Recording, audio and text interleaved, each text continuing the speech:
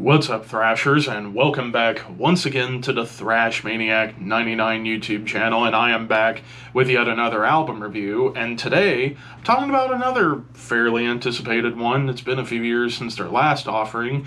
I am here to talk about the latest album from Inhuman Condition, Mind Trap.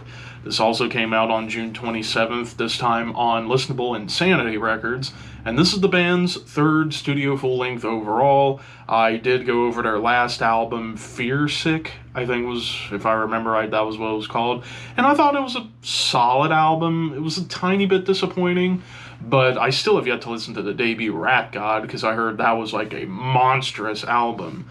But of course, for those who don't know, this is a supergroup of members of a multitude of bands like The Absence, Deicide, Massacre, Death, Obituary. I mean, it's mainly Terry Butler, Jeremy Kling, and Taylor Nordberg all coming together as a three-piece to create some meat and potatoes, old school death metal and thrash metal combined.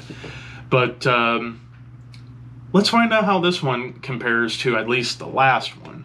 So we kick things off with Severely Lifeless, and immediately I got reminded a lot of like Leprosy era death, like chugs and grooves that just hit you right in the chest.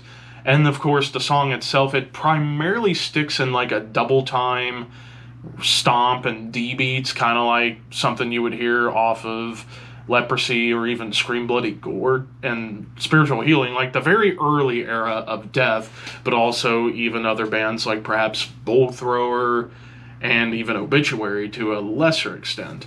And I thought it was a hell of a way to get this album going, and really from that point on, every single song is very much thrash forward, but with some minor increments. Like, I would say in the second track, Face for Later, which actually feature guest vocals from Jamie Stewart of The Absence, but also lyrics and vocals from Paul Mazurkiewicz, the drummer of Cannibal Corpse. This song, while it's thrashy, you get a lot of chug, more double time going on, and there's even some tremolo riffs that show up. Tremolo riffs show up intermittently on this album. They primarily show up on Face for Fear, Godship, Obscure, and the closer, Science of Discontent.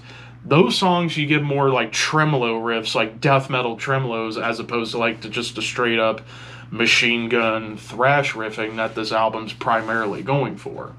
But in the song Godship, it starts off a little bit more groove oriented. Like there's more groove, and it's also a lumbering groove, which again kind of plays off a little bit of that like Obituary influence.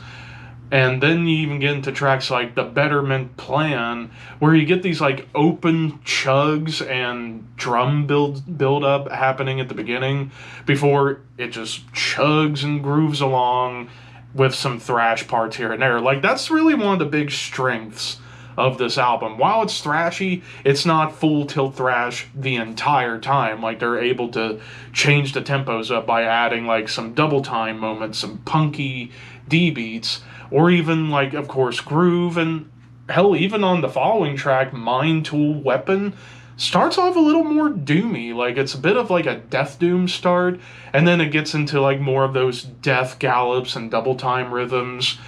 And as far as lead work on this album goes, it's primarily like the old school Morbid Angel and Slayer squealy dive bombs. But on Mind Tool Weapon, you get some actual shred happening on the guitars, like Taylor Nordberg showing off a little bit of chops on this track, which I thought by a large margin the best lead of the entire album.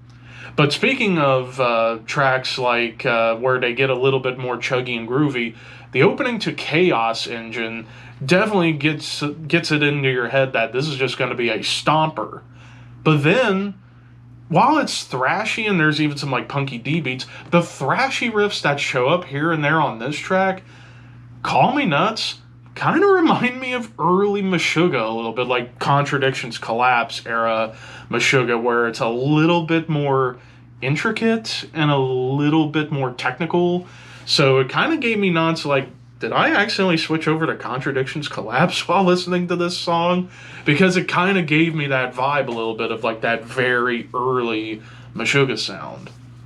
Then we get into, well, this album is very short. It's only a hair over 31 minutes, because most of these songs are like in the 3 to 3.5 minute mark. The song Recollections of the Future, the longest track of the album, at just a notch over 4 minutes. This song not only does it feature Jonas Kylgren, formerly of Scar Symmetry, Carnal Forge, and Synetex, or Synenex. I am terrible. Syntenex. There we go. I am terrible with names at times. But anyways, get that brain fart out of your minds. The song itself, like, it starts off very different from all the other tracks. Like, there's clean and acoustic guitars. It's a little more melodic and, dare I say, a little darker. And after that build, it just, again, grooves and chugs very well. Thrashy, double time, and the drum work Jeremy's laying down on this track in particular is pretty damn nasty. And then the final two songs really cap this album off very well. Obscure, which might be one of my favorites on the album. Like, it's just going all over the map. Like, gallops, riff farm, grooves, thrashy tremolos, doomy breakdowns. And then the closer, Science of Discontent, we get triplet chugs, which triplet chugs didn't show up at all until we got to this song, and it just perfectly encompasses the entire album in terms of the writing, the riff style, the rhythms, everything about it. So, production-wise, it's very old school sounding, but I love the mix on here. Like, even Terry Butler's bass, even though he's mostly following along with the guitars, there are little moments where you can hear him doing something on the bass, and it's really, really cool. Everybody performed very well. Songwriting-wise, yes, it's meat and potatoes, but I love meat and potatoes. But here you do get some extra seasonings here and there with the more groovy parts, some of the double time moments, some of the grooves, and even a couple of moments of doom. So they're throwing in like salt, pepper, maybe some garlic powder and onion powder onto the meat and seasoning the potatoes with salt, pepper, butter, as you should. And really, I don't have much to complain about other than perhaps that maybe there could have been some more breakdowns. I would have loved to have heard some more chuggy breakdowns. But aside from that, all these songs are good, and I will say blows away the last album in a big way. This is just Riff City right here. I'm going 4 out of 5 with this one. Another strong 4. Just old school death metal and thrash metal combined, done very well. If you are a fan of Death, Obituary, Massacre, Malevolent Creation, Deicide, like that very thrashy death metal, definitely check this out. But of course, those are just my opinions. What did you guys think? Let me know in the comments below, and don't forget to like, comment, share, subscribe, all that fun stuff. But until next time, thank you for watching, keep your horns high, and your dreams wet.